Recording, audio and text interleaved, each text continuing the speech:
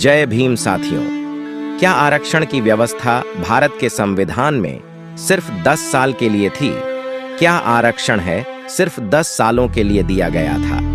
यह सवाल इसलिए मैं पूछ रहा हूं क्योंकि बार बार मनुवादी ब्राह्मणवादी लोग ये प्रचार प्रसार करते हैं कि आरक्षण में भारत के संविधान में बाबा साहेब डॉक्टर अंबेडकर ने संविधान बनाते हुए सिर्फ 10 साल के लिए ही आरक्षण की व्यवस्था की थी, लेकिन उसे बार बार बढ़ा दिया जाता है। तो क्या ये जो प्रचार है वो सच है या फिर ये बहुत बड़ा एक झूठ है जिसे प्रचारित किया जाता है? इस वीडियो में हम इसी के बारे में बात करेंगे और आगे हम जानेंगे कि क्या आरक्षण की व्यवस्था सिर्फ 10 साल के लिए ही थी, जैसे भारत के संविधान की बात करें। जब बाबा साहब डॉक्टर अंबेडकर ने संविधान बनाया तो उसमें अपने लोगों के लिए कुछ गारंटी का इंतजाम किया, कुछ ऐसे इंतजाम किए कि उनकी भागीदारी को सुनिश्चित किया जा सके, उनकी भागीदारी को गारंटी दी जा सके।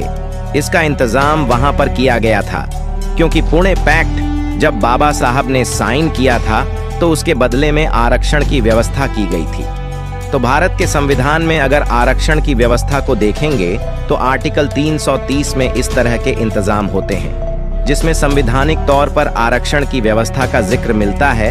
तो आर्टिकल 330 अगर आप देखेंगे तो वो reservation of seats for scheduled caste and scheduled tribes in D house of D people, ये इंतजाम करता है कि जो विधानसभा है, जो संसद है, विधायिका है, उसमें आर्टिकल 330 के तहत और संत समाज के जो लोग हैं उनके लिए आरक्षण की व्यवस्था की गई है। और फिर 332 आर्टिकल को जब आप देखेंगे तो आपको समझ आएगा कि जो शेड्यूल कास्ट है, वो शेड्यूल ट्राइब हैं, उनको स्टेट लेजिस्लेटिव असेंबली यानी कि जो राज्यों की विधानसभा हैं, वहां पर आरक्षण की व्यवस्था की गई है।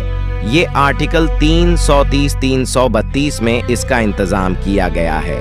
उसके अलावा आर्टिकल 334 को अगर देखेंगे तो वो स्पेशल रिप्रेजेंटेशन की बात करता है और इस तरह के इंतजाम की बात करता है कि जो वंचित समाज है, शेड्यूल कास्ट और शेड्यूल ट्राइब, उनकी भागीदारी की गारंटी के तौर पर आप विधानसभा सभा में, संसद में जब चुनाव होंगे तो वहां कुछ सीटें आरक्षित की जाएंगी उनकी प्रतिनिधित्व के लिए। तो यह 2 आर्टिकल जो हैं ये विधान पालिका में आरक्षण की व्यवस्था का जो है इंतजाम करते हैं, उसका जिक्र करते हैं।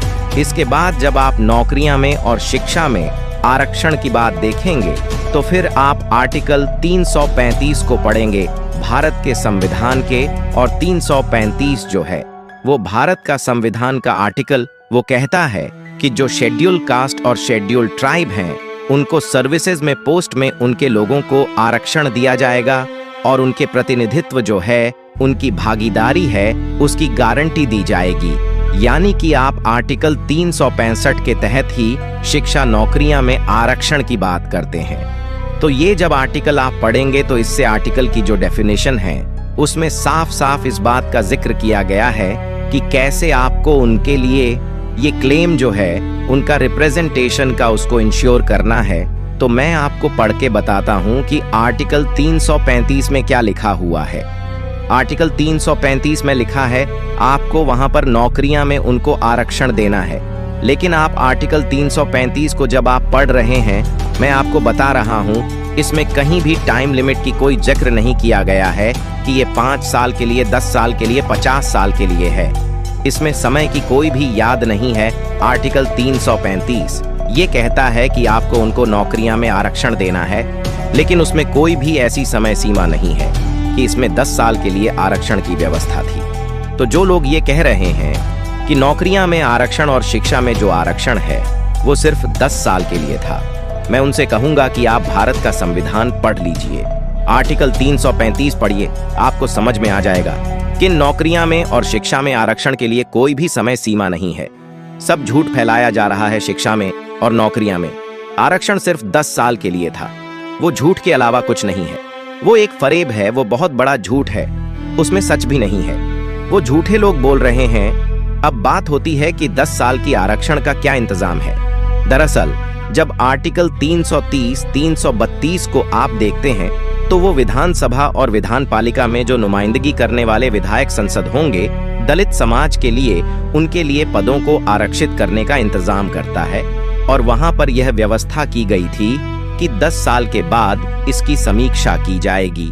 ये देखा जाएगा कि क्या वहां पर बराबरी आई है, वहां पर भेदभाव खत्म हो गया है, और फिर क्या इसको जारी रखा जाए या नहीं, ये इंतजाम किया गया है। लेकिन 10 साल के बाद इसको खत्म कर दिया जाएगा, ऐसा वहां पर भी नहीं लिखा गया है कि इसको 10 साल के बाद में खत्म कर दिया जाएगा, बल्कि समीक्षा की बात है। विधानसभा और संसद में जो विधायक सांसद चुने जाएंगे उनको 10 साल बाद में समीक्षा की जानी थी।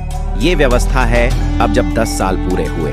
जब 26 जनवरी 1950 को भारत का संविधान लागू हुआ, तो फिर जब 1960 में इस बात की समीक्षा की गई कि क्या बराबरी आई है, जातिवाद खत्म हुआ है और उसकी नुमाइंदगी के गारंटी को इंश्योर किया गया है, तब भी जो संसद की समितियां हैं, सरकारें हैं, उन्होंने ये पाया कि नहीं, इस समाज को, इस वंचित तबके को अभी भी आरक्षण की जरूरत है, और फिर उसको अगले 10 साल 20 साल के लिए बढ़ा दिया गया।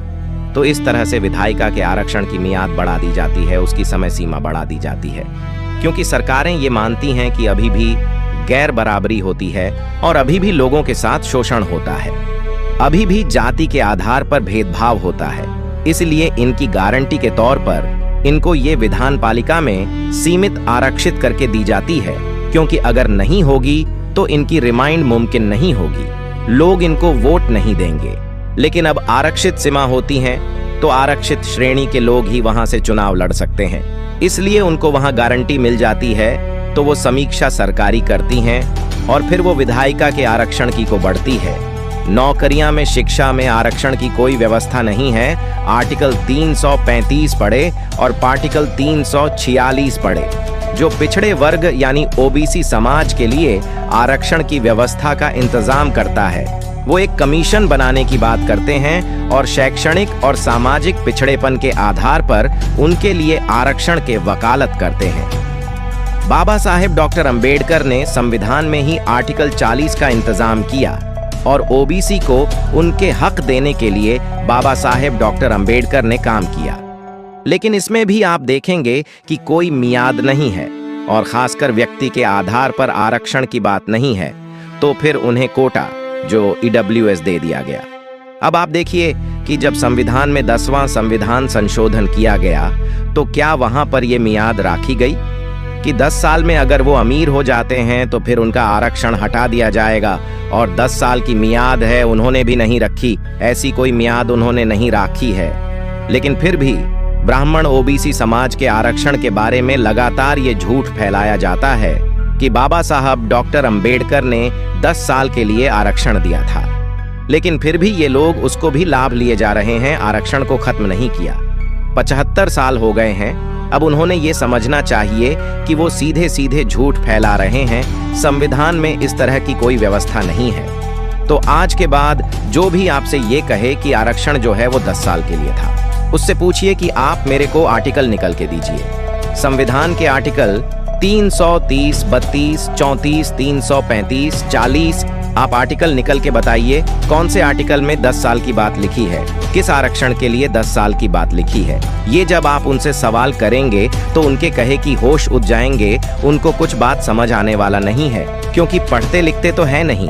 व्हाट्सएप यूनिवर्सिटी से वो लोग कुछ कुछ पढ़ते हैं और उसी पर अपना ज्ञान पेलते रहते हैं।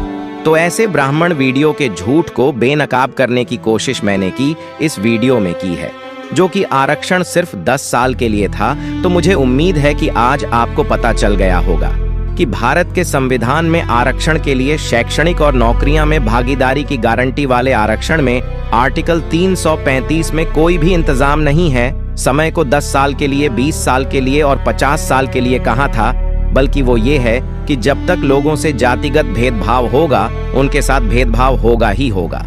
तो आरक्षण इसीलिए दिया जाता है कि उनके साथ जो भेदभाव हुआ है, हजारों साल से जो हुआ है, उसकी भरपाई की जा सके, उसका इलाज कुछ किया जा सके। इस बीमारी का तो इसलिए उनको आरक्षण का इंतजाम किया गया है। तो जो झूठ फैलाते हैं आज, उनके झूठ को बेनकाब करने की कोशिश इस वीडियो से हुई है। इसलिए आपसे अपील है कि इस वीडियो को अन्य लोगों के साथ शेयर जरूर करें। दोस्तों, आज की वीडियो में बस इतना ही। वीडियो पसंद आई हो तो एक लाइक करें और हाँ, कमेंट बॉक्स में जय भीम जरूर लिखें। इस चैनल पर मैं सिर्फ बाबा साहेब के जीवन से जुड़ी छोटी बड़ी सभी जानकारी लेकर आता रहता हूँ। यदि आप बाबा साहब को पसंद करते हो और इनके बारे में और अधिक जानना चाहते हो तो हमारे YouTube चैनल को सब्सक्राइब कर लें। वीडियो को पूरा देखने के लिए धन्यवाद। आपका दिन शुभ हो।